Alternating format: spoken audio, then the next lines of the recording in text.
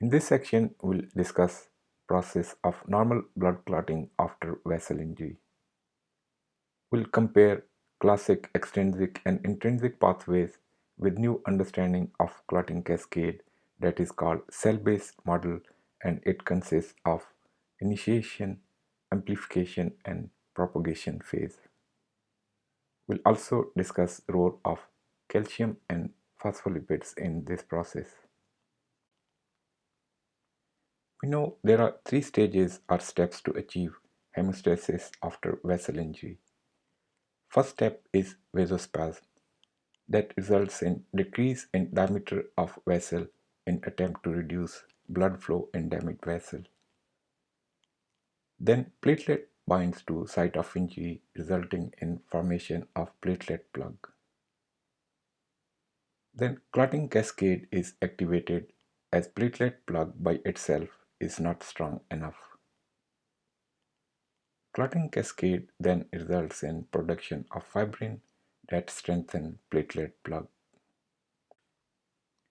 Before discussing clotting cascade, first we need to understand that several factors prevent blood clotting in normal circulation.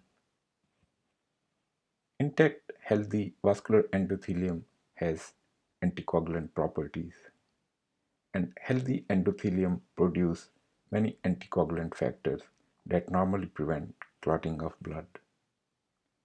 These factors include factors that prevent platelet activation and factors that prevent activation of clotting factors, and factors that inactivate clotting factors that are already activated. In addition to these anticoagulant properties, vascular endothelium also separate blood from subendothelial procoagulant factors. However, when there is break in vascular endothelium, this results in exposure of these subendothelial procoagulant factors. These procoagulant factors are present in vessel wall and outside vessel. Break in endothelium results in exposure of subendothelial collagen and vascular smooth muscle cells that have procoagulant properties. Now we'll discuss why these tissues have procoagulant properties and their role in hemostasis. 1 Willebrand factor is bound to subendothelial collagen. After endothelial injury, this molecule is exposed and it binds and anchors platelets to site of injury. Binding of platelets to 1 Willebrand factor result in partial activation of platelets. Platelets then release some of their contents that result in aggregation of more platelets at site of injury. And this results in formation of platelet plug. This platelet plug seals the site of vessel injury and also provide surface for clotting cascade to occur. So platelet aggregation also sets the site for clotting cascade. As on itself, platelet plug is not strong enough as is blood clot with fibrin, and fibrin is produced as a result of clotting cascade.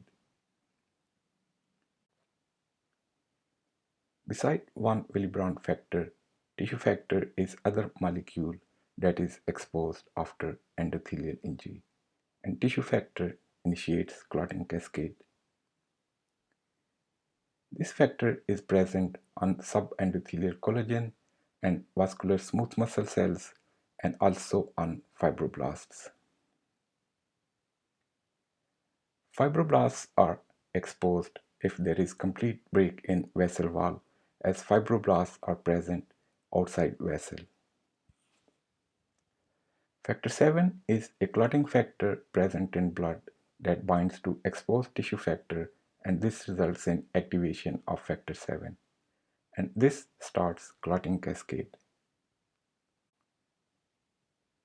Clotting cascade was considered to consist of two parallel pathways, that is, extrinsic pathway and intrinsic pathway.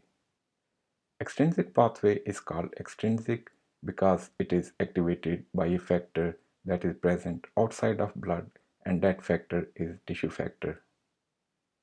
While intrinsic pathway depends on the factors that are all present in blood. Both pathways end in activation of factor 10. Now let's discuss new concept of clotting cascade, that is also called cell-based model, and it is divided into three phases, that is initiation phase, amplification phase, and propagation phase. This is initiation phase. Initiation phase is like extrinsic pathway. In this phase, tissue factor binds to factor 7 after vessel injury, and it results in activation of factor 7. Tissue factor combined with activated factor 7 activates factor 10. That results in production of small amount of thrombin. Activated factor 7 also activates factor 9, that is part of intrinsic pathway.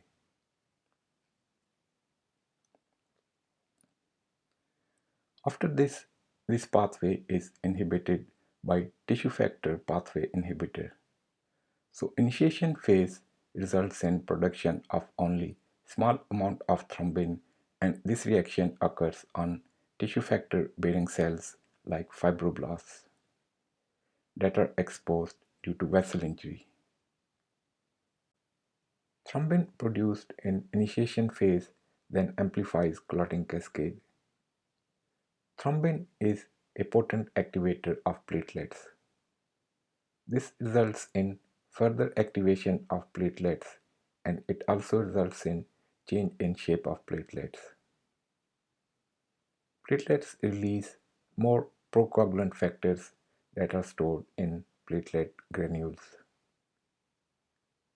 Thrombin also activates factor 11, that is part of intrinsic pathway, and factor 11 then activates factor 9.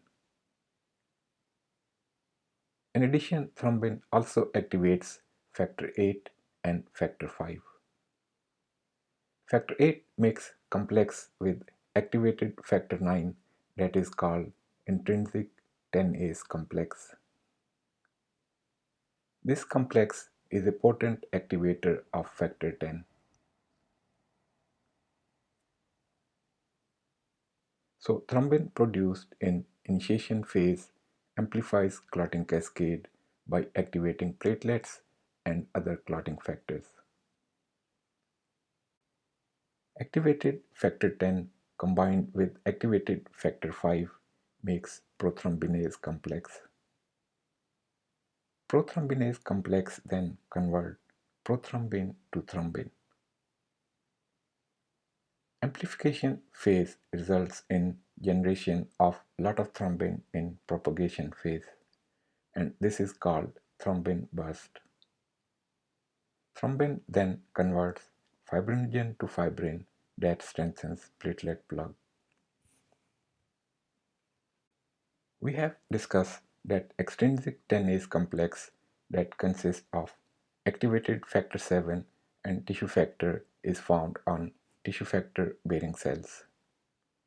In contrast, intrinsic Tenase complex that consists of activated factor 9 and activated factor 8 is formed on platelet surface.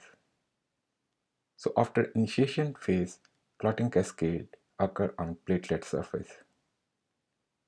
Both these complexes need phospholipids and calcium as cofactor. Both extrinsic and intrinsic Tenase complex can activate factor 10. Activated factor 10 and activated factor 5 then make prothrombinase complex, and prothrombinase complex generates a lot of thrombin from prothrombin. Prothrombin complex also requires phospholipids and calcium as cofactors. This reaction also occurs on platelet surface. In final steps, thrombin generated during clotting cascade converts fibrinogen to fibrin monomers. Fibrin monomers bind to each other and form fibrin polymers, and it stabilizes blood clot. Calcium helps to keep clotting factors at site of injury by interacting with clotting factors and platelets phospholipid membrane.